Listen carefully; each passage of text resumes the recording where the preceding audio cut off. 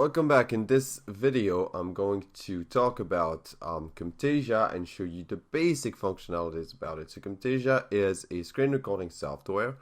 It's a good one. As a matter of fact, it's the best one out there. So anytime you see someone, a professional using any screen recording software, it's Camtasia. It's basically the Photoshop of screen recording and screen editing.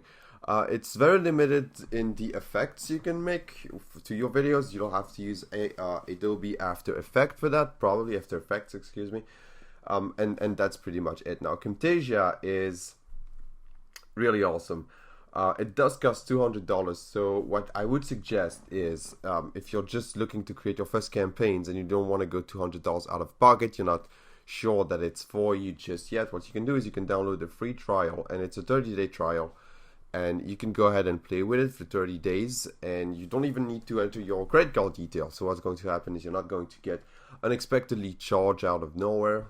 You're going to actually just simply get the content of the content, which is the screen recording software, and you're going to be able to use it for 30 days with no watermark, none of that stuff. So in order to record, all you have to do, I'm already recording, so I'm not going to click the button, but as you can see, it's the red icon here means I'm recording, and all you have to do really is boot up the software, click on record. You're going to be able to choose which microphone you want the audio to be recorded with, and then once it's going to record your entire screen or a portion of it, and then once you're actually done doing that, you just click on finish or stop recording, and you're going to be brought to this menu, which is the editing menu, and it's very simple. So basically, first, this is going to be your timeline here at the bottom, and this is going to be your different media that you have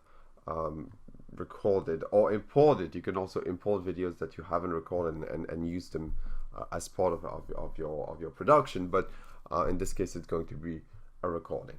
So first thing you really want to do is you want to make sure that the scale is 100%, because it's by default is going to be 50%. I mean, on my version of Camtasia, at least, I don't know why it's 50% by default. So it looks like this, and the canvas is also 50%, right? So it looks like this, like it looks like it fits the canvas, but it's actually only 50%. And the quality once you export a video like this is really bad. So you want to make sure that the scale is 100%. And it's going to look probably something like this. So you want to click on Adjust Canvas and select your favorite resolution, which should be always the highest, right? So 1920 by 1080. So there you go. Now, if you want to cut something out on the timeline, all you have to do is hold Shift, not Shift, but caps, right? And drag what you want to delete, and then just hit the back button.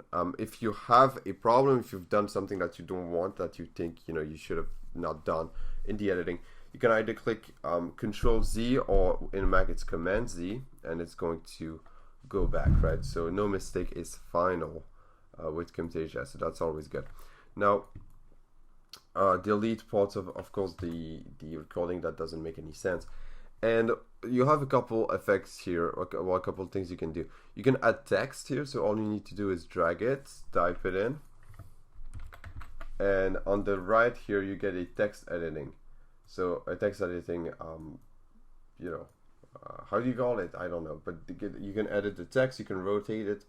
I mean, just basic effects, right? It's nothing too complex, but you're never probably going to need anything like that. So you can embed it. Burn it into your video, and on the timeline here you're going to be able to choose for how long the text is going to appear on the screen, right, by just dragging it, which is super simple. You can also highlight some areas of your screen in different colors. What I like, my favorite option is well, not favorite, but it's something that I use a lot. If you record personal data and you just don't want people to know about it, there's a blur effect that you can just select here, drag, and it's going to effectively hide and make whatever you select unreadable, or people won't actually be able to tell what it is. So it's not as ugly as a black bar, but it has the same effect, right? And it's better looking. You also have I don't know why they decided to put that in. I would never use something like that, but you also get here the opportunity to highlight something like this, which I think is really nice. You have arrows, and there you go. You have transitions, animations. All of this I've never used. Like I've never actually used. I think most of them look pretty ugly, so I'm not really going to go too much into it. But the cursor effect, if you, for example, have a very big monitor and a very small cursor, this is going to highlight your cursor, and it's going to look really good. I mean, it's going to help people to to see your cursor better. So which is I think pretty important is sometimes if you want to people to follow what you're doing in a software that's very with a lot of stuff, like for example Photoshop or whatever. So that's how I do it. Then once I'm done, I just click on Share Advanced Export, and after that all you have to do is just select a location and click Export.